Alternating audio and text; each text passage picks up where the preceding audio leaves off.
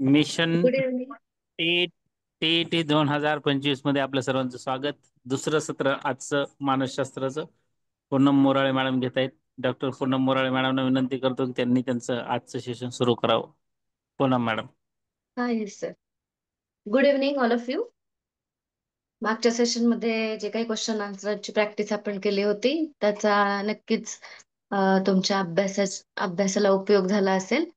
तर आता आपण व्यक्तिमत्व म्हणजे पर्सनॅलिटी या संदर्भात या ठिकाणी चर्चा करणार आहोत. पहा की व्यक्तिमत्व म्हणजे काय, याला इंग्लिशमध्ये पर्सनॅलिटी असं म्हणतात. त्याच्या संदर्भात काही व्यक्तिमत्वाच्या संदर्भात काही व्याख्या दिलेल्या आहेत मानसशास्त्रज्ञांनी, त्यांचा देखील अभ्यास करायचा आहे आपल्याला. व्यक्तिमत्वाचे घटक आहेत, त्यानंतर काही व्यक्तिमत्वाच्या संदर्भात काही उपपत्त्या देखील मांडलेल्या आहेत पहा. तर यांचा आज आपल्याला या सेशन मध्ये आपण अभ्यास करणार आहोत. ठीक आहे. तर बघा, व्यक्तिमत्व यालाच पर्सनॅलिटी असं देखील म्हणतात इंग्लिशमध्ये. तर आपण आजचा सेशन सुरुवात करूया. पहा की जन्मलेल्या प्रत्येक माणसाला काय असते पहा, व्यक्तिमत्व असते. आणि प्रत्येकाचे व्यक्तिमत्व कसं असतं, भिन्न असतं. म्हणजेच वेगळे असलेले आपल्याला दिसून येतं. काही व्यक्ती आकर्षक असतात, काही देखणे असतात. तर काहींचे व्यक्तिमत्व तितकंसं आकर्षक म्हणा किंवा देखणं किंवा रुबाबदार नसतं. हं? पण मानसशास्त्रीय दृष्टिकोनातून जर विचार केला तर प्रत्येक व्यक्तीला व्यक्तिमत्व हे असतं. कोणाचे व्यक्तिमत्व आकर्षक किंवा विलोभनीय असतं, तर कोणाचं व्यक्तिमत्व रुबाबदार नसतं. ठीक आहे. तर यामध्ये व्यक्तिमत्वाची काही व्याख्या केली आहे, तुम्हाला बोर्डवर दिसत असेल पहा. की व्यक्तीची शरीरयष्टी, आवड निवड, क्षमता, गुणवैशिष्ट्ये यांचे वैशिष्ट्यपूर्ण संघटन म्हणजेच व्यक्तिमत्व. म्हणजेच काय आहे पहा, की फक्त शरीरयष्टीच नाहीये यामध्ये, तर त्याची आवड असेल, निवड आहे, त्याच्यानंतर त्यांच्यामध्ये ज्या काही क्षमता आहेत विविध प्रकारच्या, त्याच्यानंतर गुणवैशिष्ट्य आहे, यांचा वैशिष्ट्यपूर्ण संघटन म्हणजे व्यक्तिमत्व. म्हणजे ह्या सगळ्यांची मिळून काय बनत असते पहा, पर्सनॅलिटी किंवा व्यक्तिमत्व बनत असतं. ही व्याख्या महत्वाची आहे. म्हणजे केवळ बाह्य रूप म्हणजेच व्यक्तिमत्व नाही, तर ह्या गोष्टी मिळून काय केलेलं असतं पहा, त्याचं वैशिष्ट्यपूर्ण असं संघटन असतं, तर त्यालाच व्यक्तिमत्व असं म्हणतात. ठीक आहे. म्हणजेच केवळ बाह्यंगाचे व्यक्तिमत्व नसतं, तर व्यक्तीच्या विविध क्षमता त्यात काय असतं पहा, रंग असेल, रूप असेल, वजन, ठेवण, त्याचबरोबर त्यांच्यामध्ये असलेला हुशारी किंवा चपळपणा असेल, बुद्धिमत्ता, त्याचबरोबर आपल्याला सांगता येईल की ती व्यक्ती ही अभिरुची संपन्न, ज्या अशा विविध प्रकारच्या गुणवैशिष्ट्यांची मिळून व्यक्तिमत्व हे तयार होत असतं पहा. तर यानंतर आता इंग्रजीत पर्सनॅलिटी हा शब्द या व्यक्तिमत्वाच्या संदर्भात आहे. आता हा जो शब्द आहे तो पर्सोना नावाच्या लॅटिन शब्दापासून तयार झालेला आहे पहा. ठीक आहे. पर्सनॅलिटी हा जो काही शब्द आहे हा पर्सोना या लॅटिन शब्दापासून बनलेला आपल्याला दिसून येतो. आणि पर्सोना याचाच अर्थ मास्क किंवा मुखवटा असं देखील म्हणलं जातं. ठीक आहे. लक्षात आलं. या संदर्भात क्वेश्चन येतो पहा. पर्सनॅलिटी इंग्लिशमध्ये पर्सनॅलिटी हा शब्द आहे आणि पर्सनॅलिटी हा पर्सोना या लॅटिन शब्दापासून तयार झालेला आहे पहा. आणि पर्सोना याचाच अर्थ काय आहे, मुखवटा किंवा मास्क आहे. ठीक. तर या संदर्भात आपण एक थोडक्यात पाहिलं की व्यक्तिमत्व म्हणजे काय. तर काही आपण मानसशास्त्रज्ञांनी ज्या काही व्याख्या मांडलेल्या आहेत तर त्यांचा देखील अभ्यास करूया. मग तुम्हाला स्क्रीन शेअर करते, कारण ह्या लिहायला फार वेळ लागतो, त्याच्यामुळे मी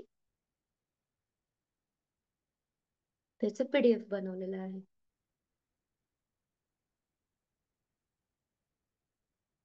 बघा, दिसत असेल तुमच्या स्क्रीनवर.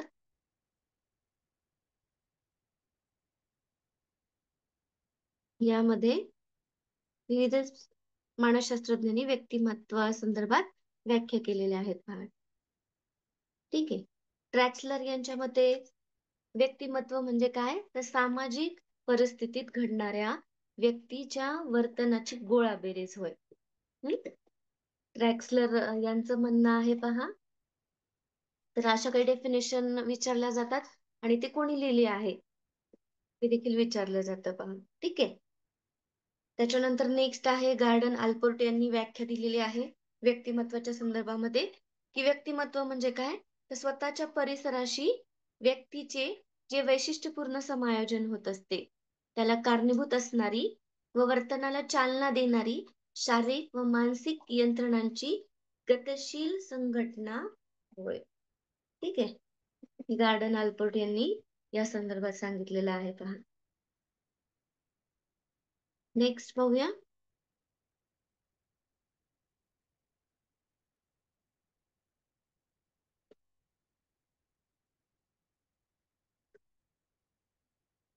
त्याच्यानंतर काय आहे पहा, की व्यक्तीची जन्मजात रचना, प्रवृत्ती, आवेश, सहज प्रवृत्ती, वासना आणि त्या व्यक्तीने विविध अनुभवांचे संपादित केलेले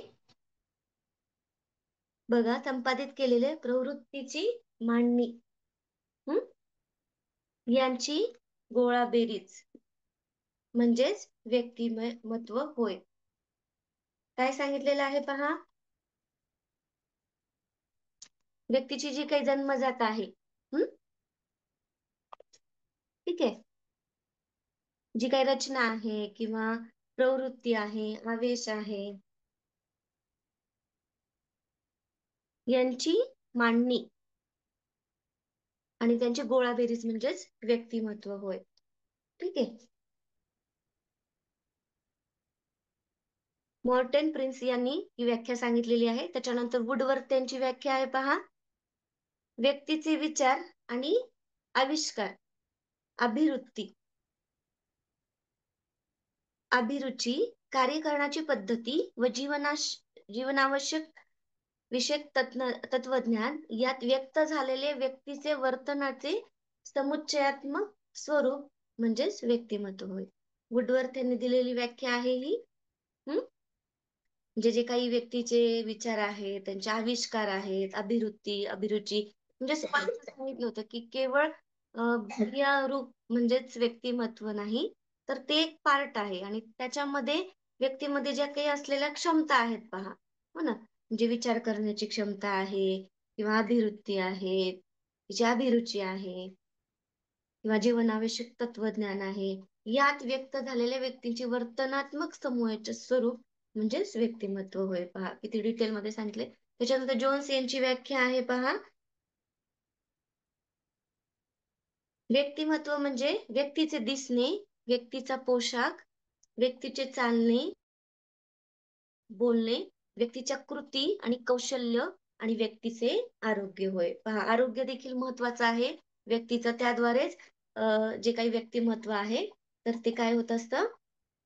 उठून दिसत असतं. तर त्यामुळं व्यक्तीचे आरोग्य देखील महत्वाचं इथे सांगितलेलं आहे पहा. ठीक आहे. ह्या व्याख्या एवढ्या लक्षात ठेवल्या, एक 2-3 वेळेस जरी, तरी तुमच्या लक्षात राहतील. ठीक आहे. तर आपण व्याख्या पाहिल्या असतील इथे. तर नेक्स्ट बघूयात. यामध्ये काय सांगितलेलं आहे अजून. तर आता व्यक्तिमत्त्वाची काही वैशिष्ट्ये पाहायची आहेत पहा व्याख्या बघितल्यानंतर. आपण वन बाय वन पाहूया, की व्यक्तिमत्त्वाच्या संदर्भात काही वैशिष्ट्ये सांगितलेली आहेत. तर ती कोणती आहे? तर व्यक्तिमत्व हे विकसनशील असतं पहा. प्रत्येक व्यक्तीचं जे काही व्यक्तिमत्व आहे, हं, ते विकसनशील असतं. ठीक आहे. त्याच्यानंतर आहे व्यक्तिमत्वावर सामाजिक घटकाचा परिणाम होत असतो. जे काही सामाजिक घटक असतात, त्या व्यक्तिमत्वावर परिणाम करत असतात आणि त्याद्वारे व्यक्तीचं जे काही व्यक्तिमत्व आहे ते खुलून दिसत असतं पहा. पहिलं जे सांगता येईल आपल्याला व्यक्तिमत्वाची वैशिष्ट्ये.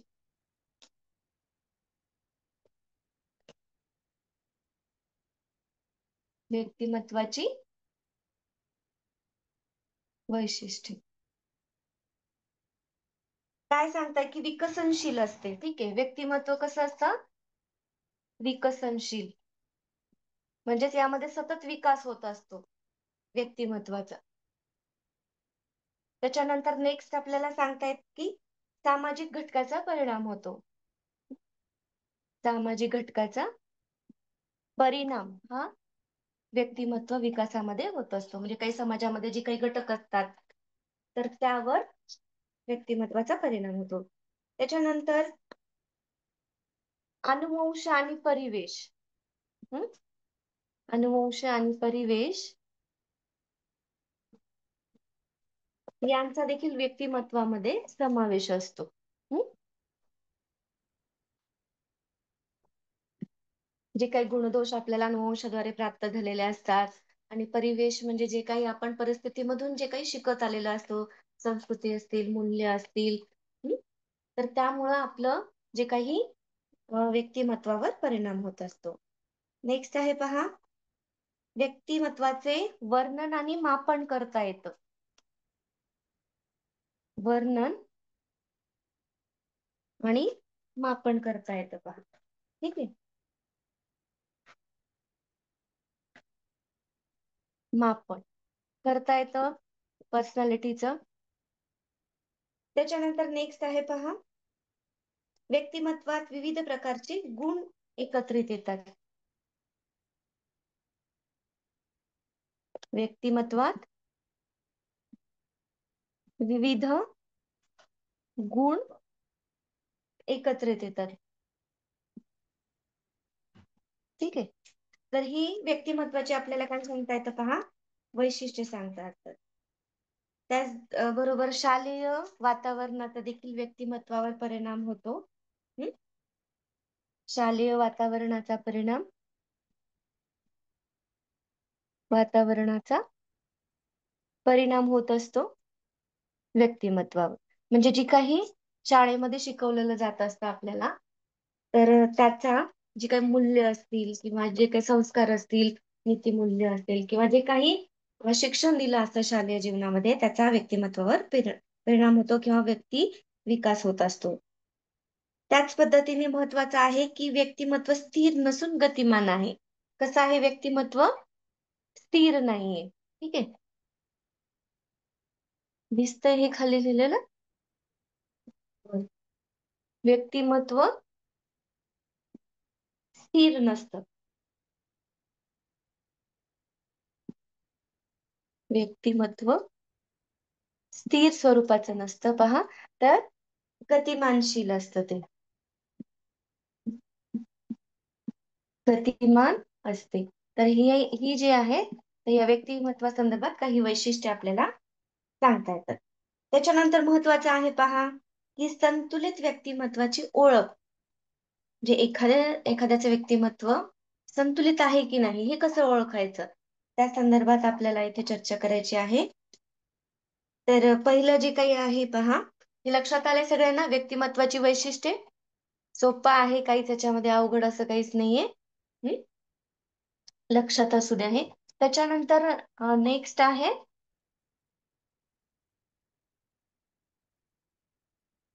संतुलित व्यक्तिमत्वाची ओळख. हं? संतुलित व्यक्तिमत्व ओळख.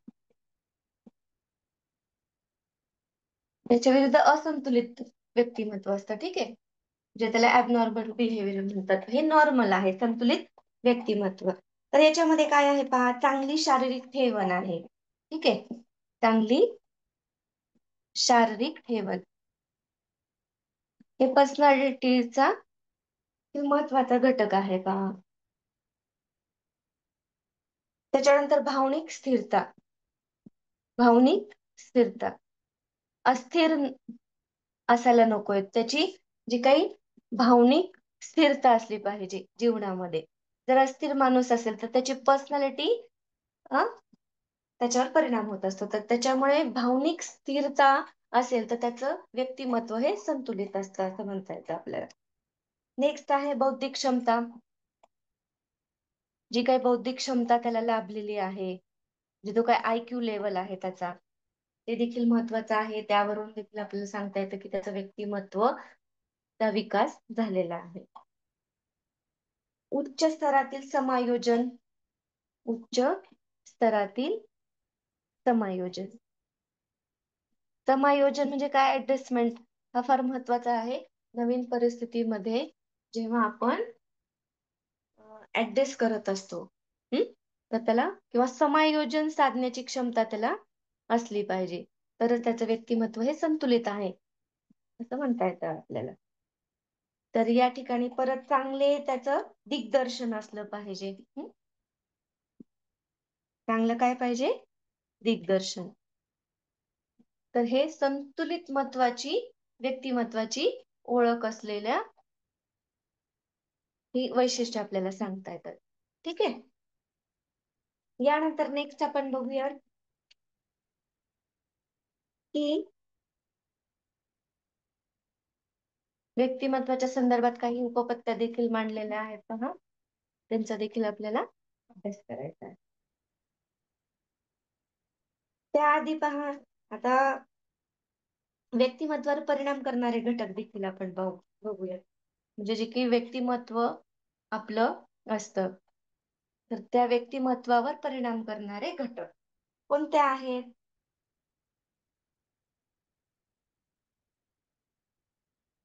व्यक्तिमत्वावर परिणाम करणारे घटक.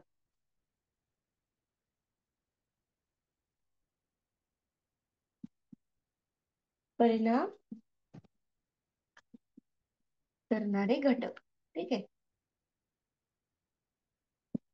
ज्याद्वारे व्यक्तीचं जे काही व्यक्तिमत्व आहे, तर ते खुलून दिसत असतं. तर त्यावर जे काही परिणाम करणारे घटक आहेत, तर त्याचा आपण अभ्यास करूया पहा. आता पहिला जो काही घटक आहे, तर तो आहे जैविक घटक. जैविक घटक. तर यामध्ये देखील आपल्याला असं सांगता येतं की जैविक घटकामध्ये शरीर रचना,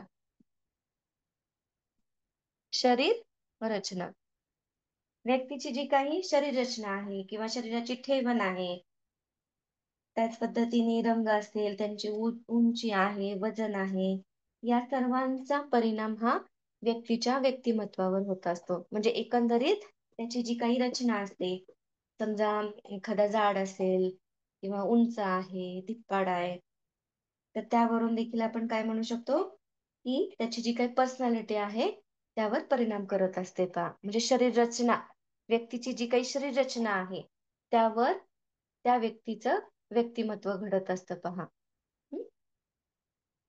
म्हणजेच व्यवस्थित रंग, उंची, वजन वगैरे असेल, शरीराची ठेवण असेल, तर त्याचा परिणाम हा व्यक्तिमत्वावर होत असतो. चांगला परिणाम होत असलेला दिसून येतो पहा. त्याच्यानंतर आहे बुद्धिमत्ता. बुद्धिमत्ता म्हणजे आताच सांगितलं, जर ती जी काही व्यक्तीचा आयक्यू लेवल आहे किंवा व्यक्ती जर बुद्धिमान असेल, तर त्याचा देखील पर्सनॅलिटीवर परिणाम होतो पहा, व्यक्तिमत्वावर. बौद्धिक क्षमता ज्या व्यक्तीची जास्त आहे, प्रत्येक गोष्टीमध्ये आहे. आपण जसं काही बुद्धिमत्तेच्या अनेक संकल्पना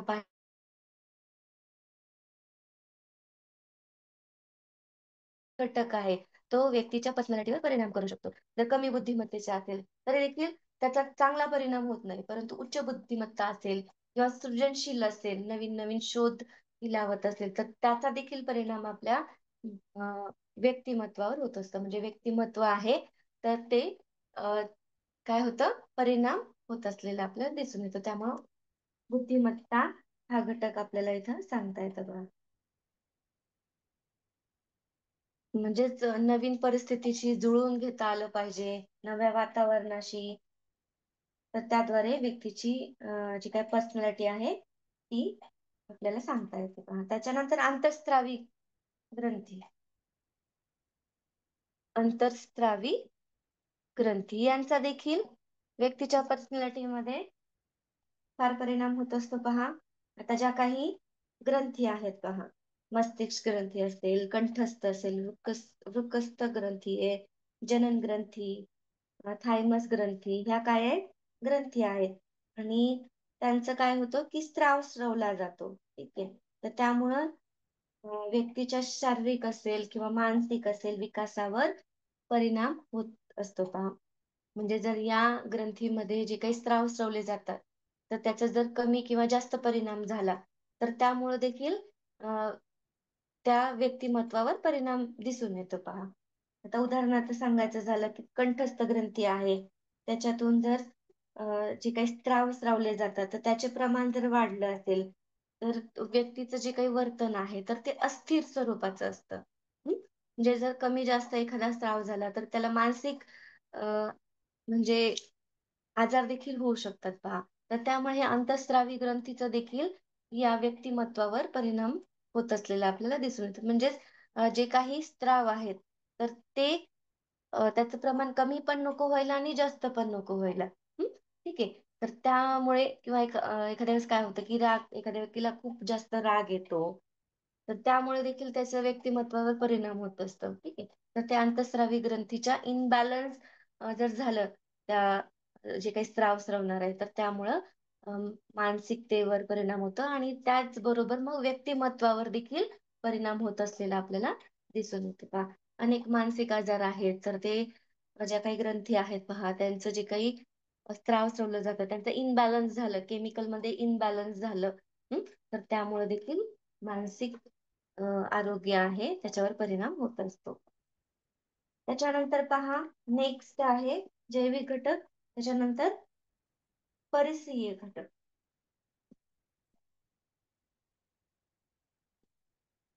परिसरीय घटक. त्यालाच बाह्य घटक असं म्हणूया आपण. आता पहिल्यांदा याच्यामध्ये काय येतं, की घर.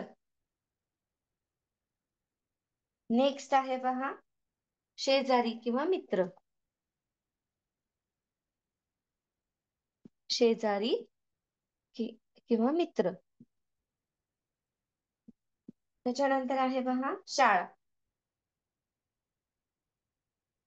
व्यक्तीच्या व्यक्तिमत्वावर परिणाम करणारे हे घटक आहेत.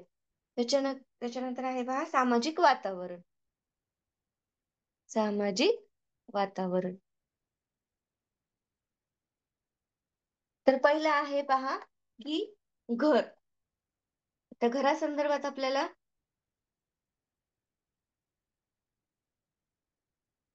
घरामध्ये काय असतं, की जे काही मिळणारं प्रेम आहे किंवा कुटुंबातून जे काही वातावरण लाभलेलं असतं पहा, तर त्यांचा व्यक्तीच्या किंवा लहान मुलांच्या व्यक्तिमत्वावर परिणाम होत असतो पहा. म्हणजे घरातलं जे काही वातावरण आहे, तर त्यानुसार व्यक्तिमत्वाचं विकास होत असलेला दिसून येतो.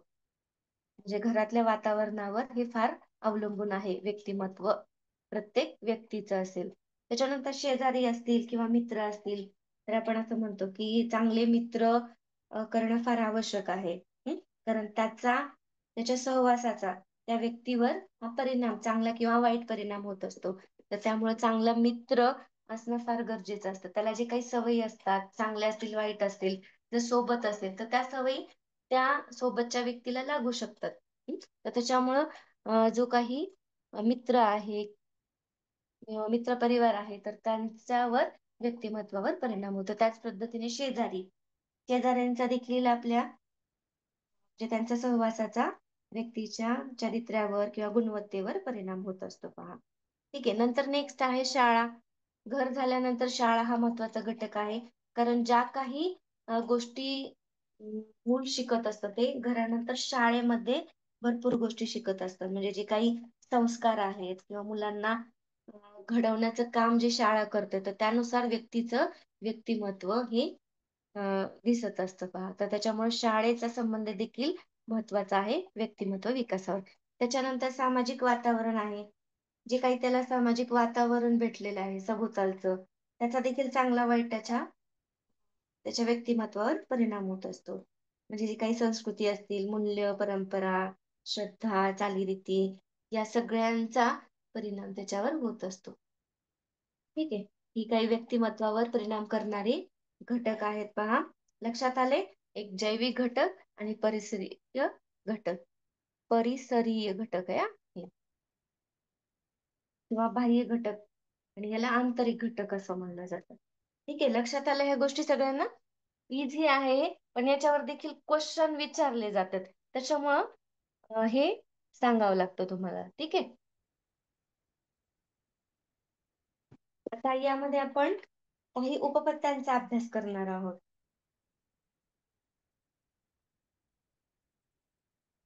तर व्यक्तिमत्वावर च्या संदर्भात काही उपपत्त्या दिलेल्या आहेत पहा. तर त्यामध्ये आपण एक एक उपपत्ती बघणार आहोत. व्यक्तिमत्व. हं? आता ही जी उपपत्ती आहे पहा, ती वर्गतत्व उपपत्ती आहे. वर्गतत्व उपपत्ती. अशा अनेक स्वरूपाच्या उपपत्त्यांचे प्रकार आहेत पहा. वर्गतत्व आहे, गुणतत्व उपपत्ती आहे, मनोविश्लेषण उपपत्ती आहे, त्याच्यानंतर सामाजिक वर्तनवादी उपपत्ती आहे आणि मानवतावादी उपपत्ती हे आपण बघणार आहोत. पण सर्वप्रथम जे काही आपल्याला बघायचं आहे ते आहे वर्गतत्व उपपत्ती पाहायचं आहे पहा. तर याच्यामध्ये वर्गतत्व उपपत्तीनुसार व्यक्तिमत्वाचे वर्गीकरण केलेले आहे. तर पहिलं जे काही वर्गीकरण आहे पहा, तर ते आहे आयुर्वेदानुसार केलेलं वर्गीकरण. हं? एक एक वर्गीकरण आपण बघणार आहोत. आयुर्वेदानुसार केलेले वर्गीकरण व्यक्तिमत्वाच्या संदर्भात आहे हे. आता पहिलं जे काही सांगितलं आहे आयुर्वेदामध्ये, तर वात, हं? कफ, वात, कफ आणि पित्त.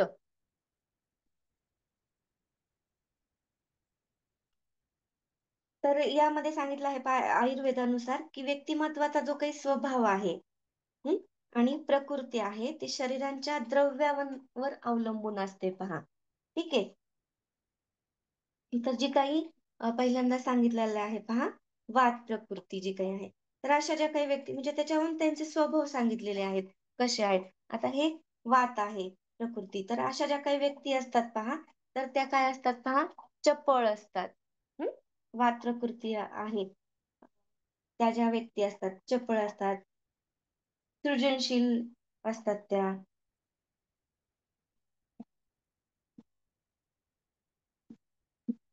अशा ह्या व्यक्ती असतात पहा. वात प्रकृती ज्यांच्यामध्ये आहे. हे आयुर्वेदानुसार त्यांनी वर्गीकरण केलेलं आहे पहा. त्याच्यानंतर जी काही कफ प्रवृत्ती आहे, तर त्या व्यक्ती आहेत तर त्या शांत असतात.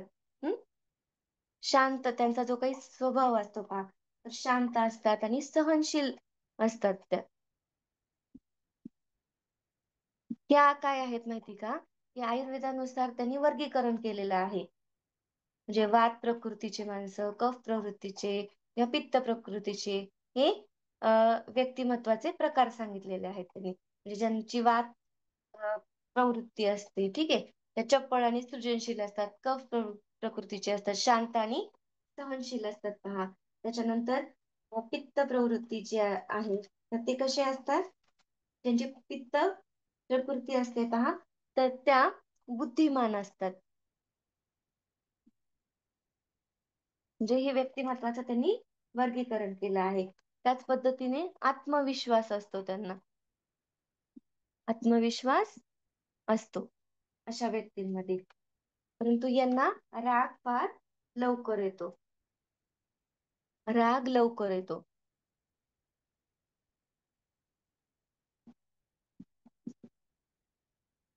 आणि ह्या ज्या व्यक्ती असतात, तर त्या काय असतात पहा, ज्या काही कफ प्रवृत्तीच्या व्यक्ती असतात, तर त्या आळशी स्वभावाच्या असतात. त्यांचा स्वभाव कसा असतो पहा, आळशी स्वभाव असतो.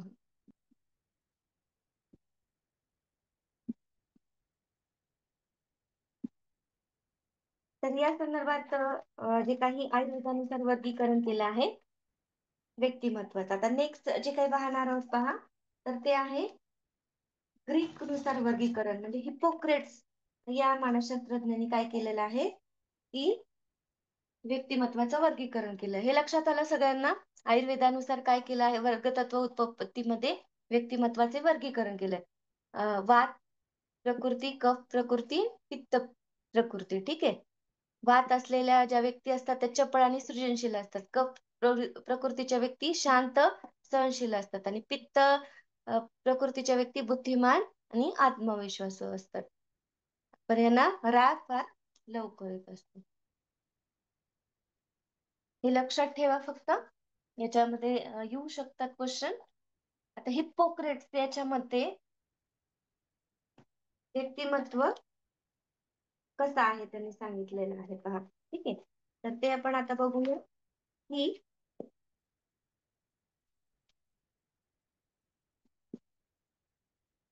ग्रीकानुसार वर्गीकरण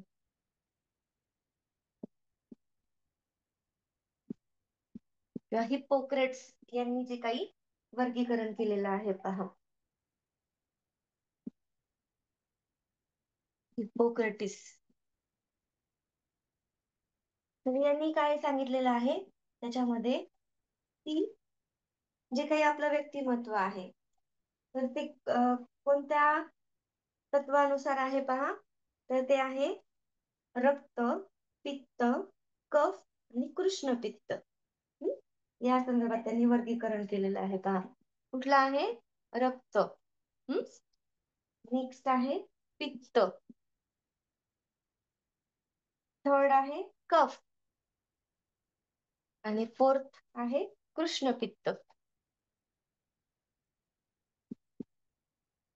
हे जे आहेत ना त्या प्रकृती आहेत पहा, म्हणजे प्रत्येकामध्ये वेगळं वेगळं असतात ना त्या संदर्भात. आणि त्यानुसार त्यांचे स्वभाव आपल्याला सांगितलेले आहेत. तर ग्रीक वैदिकीय आहे हिप्पोक्रेटिस यांनी सांगितलेले मानवी शरीरातील 4 द्रव्ये असतात म्हणतात त्यांनी. तर त्याच्यामध्ये रक्त ज्यांच्यामध्ये जास्त आहे तर त्या आनंदी आणि उत्साही असतात ह्या व्यक्ती. हम्म आनंदी आणि उत्साही असतात. त्याच्यानंतर पित्त ज्याच्यामध्ये जास्त आहे तर किंवा ही प्रवृत्ती आहे तर ती उतावळा असतो. उता उतावळा स्वभाव असतो त्यांचा. आणि नेतृत्व गुण असतात त्यांच्यामध्ये. नेतृत्व गुण असतात. नेक्स्ट पहा, कफ प्रवृत्तीचे जे काही व्यक्ती आहेत तर त्या शांत आणि स्थिर असतात पहा. शांत, स्थिर असतात. आणि सहनशील असतात अशा व्यक्ती. ठीक आहे, सहनशील. आणि कृष्णपित्त जे काही आहे तर त्या निराश आणि अंतर्मुख. जे कृष्णपित्त ज्यामध्ये जास्त आहे किंवा त्या प्रवृत्तीच्या लोकांमध्ये निराश किंवा अंतर्मुख असतात हे. अंतर्मुख, न बोलणाऱ्या, स्वतःशीच बोलणाऱ्या अशा व्यक्ती असतात पहा. लक्षात आलं. ग्रीक नुसार म्हणजे हिप्पोक्रेटिस या वैद्यक शास्त्रज्ञांनी रक्त, पित्त, कफ आणि कृष्ण पित्त यावरून व्यक्तिमत्वाचे वर्गीकरण केलेले आहे पहा. हे लक्षात आलं. हे कळायला लागले ना. त्याच्यानंतर नेक्स्ट बघूया आपण. हे लक्षातच ठेवावं लागणार आहे तुम्हाला. त्याच्यानंतर आहे पहा क्रेशमर यांचं वर्गीकरण आपल्याला बघायचंय. क्रेशमर यांनी काय केलेलं आहे वर्गीकरण व्यक्तिमत्वाचं. तर त्याच्यामध्ये मेद प्रधान, अस्थि प्रधान आणि स्नायू प्रधान हे वर्गीकरण आपल्याला कोणी केलेलं आहे? क्रेशमर या मानसशास्त्रज्ञांनी केलेलं आहे पहा. तर आता त्याच्यामध्ये देखील आपण बघणार आहोत क्रेशमर यांनी काय सांगितलेलं आहे. व्यक्तिमत्वाचं वर्गीकरण आहे क्रेशमर ते वर्गीकरण. हे कशाचं सांगितलं आहे? कशा संदर्भात? तर व्यक्तिमत्वाच्या संदर्भात सांगितलेलं आहे. तर त्यांनी काय सांगितलेलं आहे पहा. जे काही व्यक्तिमत्वाचे लोक असतात त्यांना मेद प्रधान असतात काही. त्याच्यानंतर काही काय असतात अस्थि प्रधान असतात. हे व्यक्तिमत्वाचे त्यांनी प्रकार सांगितलेले आहेत. आणि हे शरीर रचनेनुसार केलेलं आहे. क्रेशमरचे वर्गीकरण शरीर रचनेनुसार त्यांचं वर्गीकरण आहे पहा व्यक्तिमत्वाचं. अस्थिप्रधान आहे, त्याच्यानंतर स्नायुप्रधान. क्रेशमर या मानसशास्त्रज्ञांनी केलेलं आहे. आता याच्यामध्ये पहा मेदप्रधान मध्ये ज्या व्यक्ती असतात तर त्यांच्यामध्ये काय लक्षणं असतात, तर अशा ज्या व्यक्ती आहेत त्या लठ्ठ असतात पहा, जाड असतात. त्याच्यानंतर त्यांचा स्वभाव आनंदी असतो, आनंदी स्वभाव असतो पहा. नेक्स्ट आहे अस्थिप्रधान व्यक्ती आहेत, तर त्यांचं जे काही शरीर असतं तर ते कृश शरीर असतं पहा. कृश शरीर. आणि ह्या ज्या व्यक्ती असतात त्या अंतर्मुख असतात, अबोल असतात, स्वतःच्याच दुनियेमध्ये गुमशुदा झालेल्या असतात पहा अस्थिप्रधान असणाऱ्या व्यक्ती. म्हणजे फार बारीक अशा असतात कृश शरीर असणाऱ्या व्यक्ती. ठीक आहे. आणि मेद प्रधान म्हणजेच काय, लठ्ठ असणाऱ्या, आणि ह्या बारीक असतात कृश प्रधान शरीर असलेल्या किंवा अस्थिप्रधान. त्याच्यानंतर स्नायू प्रधान म्हणजेच यांचं शरीर कसं असतं पहा, मजबूत असतं, मजबूत शरीर असतं यांचं. आणि ते सतत सक्रिय असतं, सगळ्या गोष्टीमध्ये सहभाग असतो आणि उत्साही असं यांचं व्यक्तिमत्व असतं. असं कोणाचं म्हणणं आहे, क्रेशमर या मानसशास्त्रज्ञांचं म्हणणं आहे की त्यांनी 3 भागात वर्गीकरण केलेलं आहे व्यक्तिमत्वाचं. एक आहे मेद प्रधान, अस्थिप्रधान, स्नायुप्रधान. मेद प्रधान मध्ये लठ्ठ असतात, त्या व्यक्ती जाड असतात, गोल असल्यासारखे दिसतात ते, आणि आनंदी असतात पहा. अस्थिप्रधान मध्ये कृश शरीर असतं, म्हणजे बारीक असतात, खूप सडपातळ असतात अशा, आणि त्यांचा स्वभाव असा अंतर्मुख किंवा भावनाशील अशा असतात पहा, म्हणजे निरुत्साही असलेल्या या भावना असतात ह्या अस्थिप्रधान मध्ये. आणि स्नायू प्रधान मध्ये यांचं शरीर मजबूत असतं, उत्साही असतात, सक्रिय असतं, प्रत्येक गोष्टीमध्ये भाग घेणारं असतं पहा. तर असं हे स्नायू प्रधान असणाऱ्या व्यक्तिमत्वाचं वैशिष्ट्य आहे. ठीक आहे, लक्षात आलंय.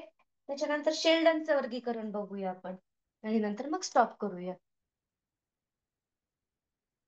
शेल्डन या मानसशास्त्रज्ञांनी देखील व्यक्तिमत्वाचे असे प्रकार सांगितलेले आहेत पहा, ते आपण बघूया. शेल्डनचे वर्गीकरण. शेल्डनचे वर्गीकरण, नाव थोडेसे अवघड आहेत, पण जर सतत वाचन केलं तर ते लक्षात राहतात पहा, काही अवघड नाही त्याच्यामध्ये. तर त्यांनी जे काही वर्गीकरण केलेलं आहे व्यक्तिमत्वाच्या संदर्भात, तर ते आहे पहा एंडोमार्फी. एंडोमार्फी. ठीक आहे. त्याच्यानंतर आहे मेसोमार्फी. एंडोमार्फी, मेसोमार्फी. आणि तिसरा आहे एक्टोमार्फी.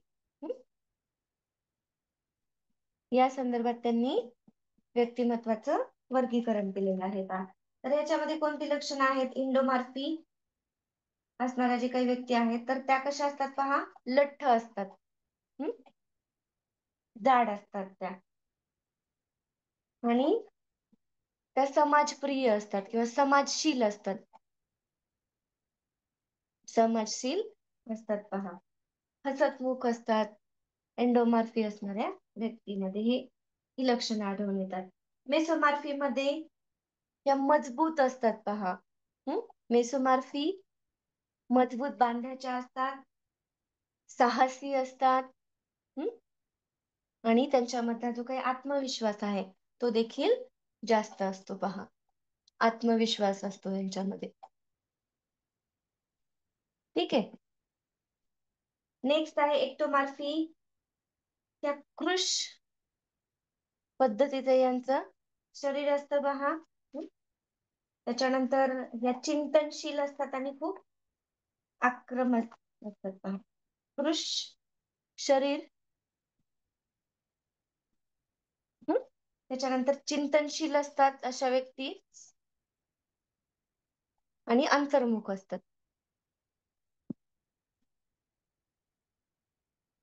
तर हे जे प्रमाण जास्त असेल ज्या ज्या व्यक्तीमध्ये, हा, त्यांच्यामध्ये ही लक्षणे आढळून येतात, असं शेल्डन यांचं म्हणणं आहे पहा. त्यानंतर लास्ट आहे कार्ल युंग. कार्ल युंग यांचं वर्गीकरण बघूया, सोपं आहे ते. कार्ल युंग या मानसशास्त्रज्ञ देखील व्यक्तिमत्वाचे वर्गीकरण केलेलं आहे पहा. त्यांनी म्हणलेलं आहे व्यक्तिमत्व जे काही आहे तर ते अंतर्मुख असतं आणि बहिर्मुख असतं म्हणे.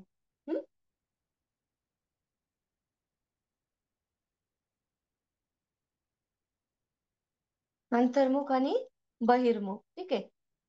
आता ज्या काही अंतर्मुखी व्यक्ती असतात तर ते कशा असतात पहा, तर त्या कोणाशी बोलत नाहीत, मिक्सअप होत नाहीत, स्वतःच्याच मध्ये गुंग असलेल्या असतात पहा. अंतर्मुखी ज्या काही व्यक्ती असतात त्या त्यांचं समाजामध्ये किंवा समाजातील इतर व्यक्तीमध्ये त्या सहभागी होत नाहीत. त्या काय असतात, एकट्या राहणं त्यांना आवडत असतं, अंतर्मुख असतात. कमी बोलणं असेल तर ह्या ज्या काही स्वभाव असलेल्या व्यक्ती असतात तर त्या अंतर्मुख असलेल्या व्यक्ती असतात, असं कार्ल युंगचं म्हणणं आहे. आणि बहिर्मुखी याचा अर्थ असा आहे की समाजामध्ये अशा ज्या काही व्यक्ती असतात तर ते समाजशील असतात, प्रत्येक गोष्टीमध्ये संवाद साधणाऱ्या, म्हणजे इतरांशी असेल किंवा उत्साही स्वरूपाच्या ह्या व्यक्ती असतात.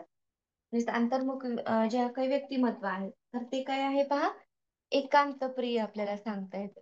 एकांतप्रिय, विचारशील आणि स्वतःमध्ये रमणार. विचारशील, एकटेपणामध्ये म्हणजे एकटं जीवन जगायला यांना फार आवडत असतं या अंतर्मुखी व्यक्तींना. आणि स्वतःमध्ये रममाण असतात. स्वतःमध्ये काय असतात ह्या, रमणारी असतात. कुठल्या व्यक्ती असतात ह्या, अंतर्मुख व्यक्ती असतात. आणि बहिर्मुखी जी काही व्यक्ती असते पहा,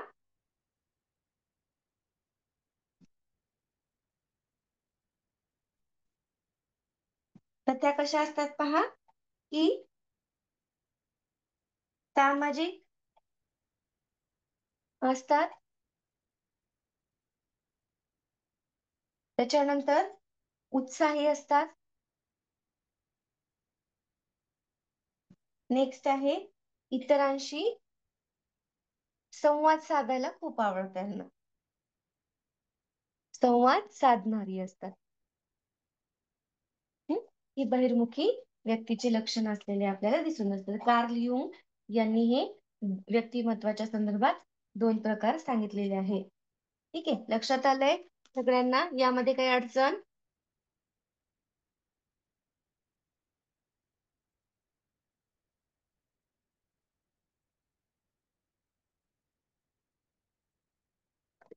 आलंय लक्षात? नाही आलं? काय नाही आलं सांगा. तर ठीक आहे, मी एकदा परत रिवाइज करते तुम्हाला. हं? ठीक आहे, ज्यांना लक्षात नाही आलं ना त्यांना एकदा फक्त रिवाइज करते काय सांगितलेलं आहे ते. आता वर्ग तत्व उपपत्ती आहे. ठीक आहे, त्यानुसार वर्गीकरण केलेलं आहे. मग त्याच्यामध्ये प्रकार आहेत पहा. आयुर्वेदानुसार कसं वर्गीकरण केलेलं आहे. मग आयुर्वेदानुसार जे काही वर्गीकरण आहे पहा, त्याच्यामध्ये वात, पित्त आणि कफ. तर या आयुर्वेदानुसार व्यक्तीचे जे काही स्वभाव आहे किंवा प्रकृती आहे, शरीरातील द्रव्यांवर अवलंबून असते, असं कोणाचं म्हणणं आहे, आयुर्वेदांचं म्हणणं आहे. मग वात प्रकृतीची जी काही व्यक्ती आहेत तर त्या चपळ असतात, सृजनशील असतात. त्याच्यानंतर पित्त प्रकृती ज्यांच्यामध्ये जास्त आहे त्या व्यक्ती बुद्धिमान असतात किंवा आत्मविश्वास त्यांच्यामध्ये असतो, राग लवकर येतो पहा. ठीक आहे, ज्यांना नाही समजलं त्यांच्यासाठी एकदा रिवाइज करते 2 मिनिटांमध्ये. कफ प्र कफ प्रवृत्तीची जी काही व्यक्ती असतात त्या शांत आणि सहनशील असतात पहा. पण आळशी स्वभावाचे असतात. हे असं कोणी सांगितलेलं आहे, आयुर्वेदानुसार त्यांनी वर्गीकरण केलं आहे व्यक्तिमत्वाचं. ठीक आहे. आता ग्रीकनुसार म्हणजे हिप्पोक्रेटिस या मानसशास्त्रज्ञांनी काय वर्गीकरण केलं आहे, की रक्त, पित्त, कफ आणि कृष्णपित्त. म्हणजेच हिप्पोक्रेट्स त्यांनी सांगितलं आहे बघा, की मानवी शरीरात 4 द्रव्ये असतात पहा ही, जी आता सांगितली आहे. आता जे रक्त आहे तर ते जर जास्त असेल तर त्या व्यक्ती आनंदी आणि उत्साही असतात. आता पित्त असणाऱ्या व्यक्ती उतावीळ आणि नेतृत्व गुण असतात त्याच्यामध्ये. कफ प्रवृत्तीची जी काही व्यक्तिमत्व असतात तर ते शांत आहे, स्थिर आणि सहनशील असतं. आणि कृष्णपित्त हे असतं त्याच्यामध्ये ते निराश आणि अंतर्मुख असतं पहा. तर हे कोणी केलंय? हिप्पोक्रेट्स या शास्त्रज्ञांनी केलेलं आहे पहा वर्गीकरण व्यक्तिमत्वाचं. त्याच्यानंतर क्रेशमरनी केलेलं आहे पहा वर्गीकरण, आणि त्यांनी शरीर रचनेनुसार वर्गीकरण केलेलं आहे व्यक्तिमत्वाचं आणि प्रकार सांगितलेला आहे पहा. म्हणजे त्यांचं म्हणणं आहे की मेद प्रधान, अस्थि प्रधान आणि स्नायू प्रधान. मेद प्रधान असणारी व्यक्ती लठ्ठ असते. तर दिलेलंच आहे ना, मेद प्रधान, ती लठ्ठ असते आणि तिचा स्वभाव आनंदी असतो पहा.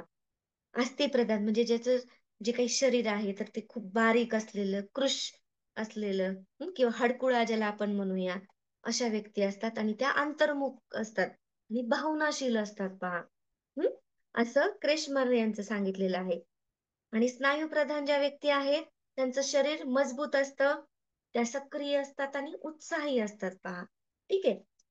त्याच्यानंतर शेल्डन या मानसशास्त्रज्ञांनी वर्गीकरण केलं आहे व्यक्तिमत्वाच्या संदर्भात आणि प्रकार सांगितलेले आहेत. तर त्यांनी एंडोमार्फी, मेसोमार्फी आणि एक्टोमार्फी हे प्रकार सांगितले आहेत. आता एंडोमार्फी मध्ये काय असतं? अशा व्यक्ती लठ्ठ असतात आणि सामाजिक क्षेत्रामध्ये भाग घेतात आणि हसतमुख असतात. मेसोमार्फी मध्ये मजबूत, आत्मविश्वासी आणि साहसी असतात. एक्टोमार्फी मध्ये कृश, चिंतनशील आणि अंतर्मुख असतात पहा. म्हणजे त्यांनी वैशिष्ट्य सांगितले आहे त्याच्यामध्ये. ठीक आहे. नेक्स्ट पहा, कार्ल युंग यांनी वर्गीकरण केलं आहे. ते असं म्हणतात की व्यक्तिमत्वाचे 2 प्रकार आहेत. एक आहे अंतर्मुखी, दुसरी बहिर्मुखी. अंतर्मुख व्यक्ती असतात, एकांतप्रिय असतात, खूप विचारशील असतात पहा आणि स्वतःमध्ये रमायला त्यांना आवडत असतं. त्याच्या उलट अपोजिट व्यक्ती असतात बहिर्मुखी. त्या सामाजिक क्षेत्रामध्ये जास्त सहभाग असतो, उत्साही असतात, त्याचबरोबर इतरांशी संवाद साधायला त्यांना खूप आवडत असतं. तर यावरून आपण वर्गतत्व उपपत्तीनुसार व्यक्तिमत्वाचे आपण वर्गीकरण पाहिले आहेत. ठीक आहे, लक्षात आले सगळ्यांना? थोडस वाटतं हार्ड, तुम्ही एकदा रीड केलं तर लक्षात येईल तुम्हाला. ठीक आहे. बर, ठीक आहे, इंग्लिश पण सांगत जाऊ का? ठीक, चालेल. कळालं असेल सगळ्यांना?